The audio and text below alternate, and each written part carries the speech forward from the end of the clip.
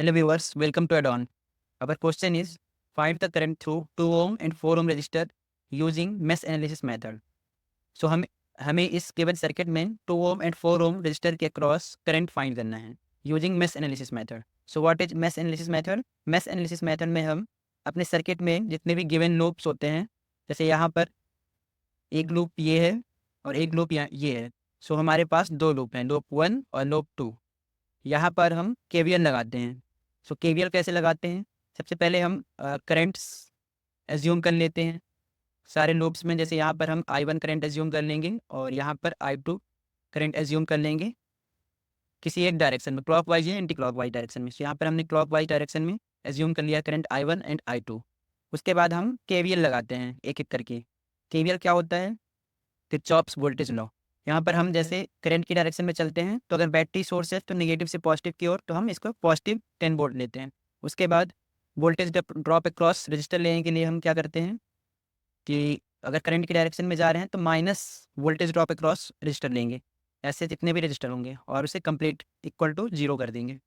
सो हम सबसे पहले केवीएल लगाएंगे in loop 1. So using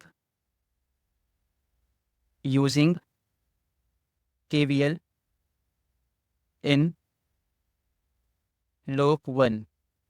so loop 1 में यहाँ पर हम केवीएल यहाँ से स्टार्ट करेंगे 10 वोल्ट सोर्स से. सो निगेटिव से पॉजिटिव की ओर जा रहे हैं बैटरी की, so plus 10 volt.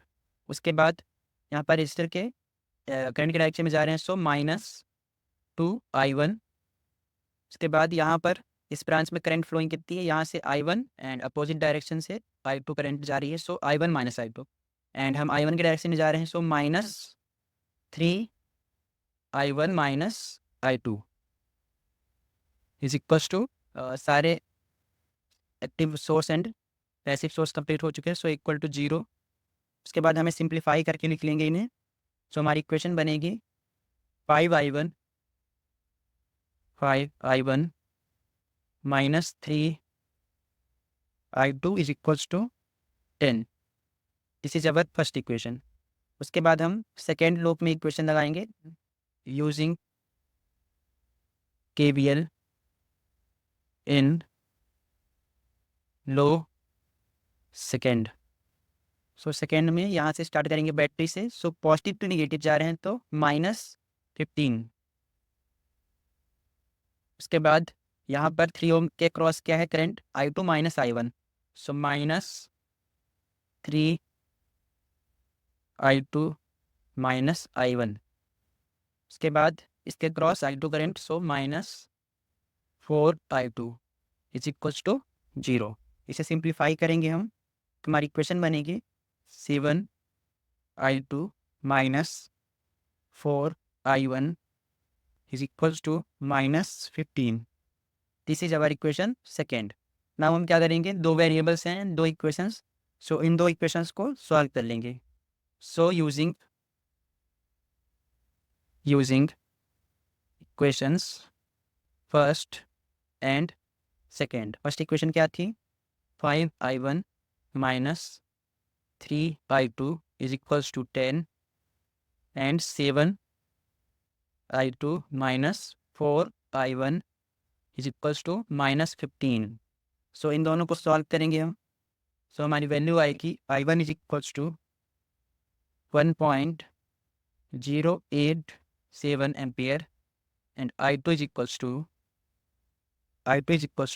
-1.521 ampere.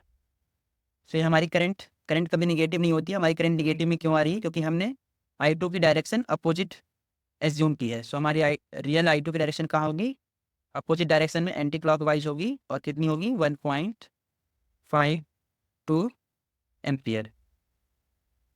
1.521 ampere, 1.2521 ampere. सो यहाँ पर हमें 2 ओम के अक्रॉस निकालना था. So current through 2 ohm register is I1 which is 1.087 ampere. This is I1 and 4 ohm के क्रॉस है हमारी करंट. सो ये इसी डायरेक्शन में है जहाँ पर हमने I2 एज्यूम किया था. सो अपोजिट डायरेक्शन में होगी 1.521 एम्पियर. Thank you.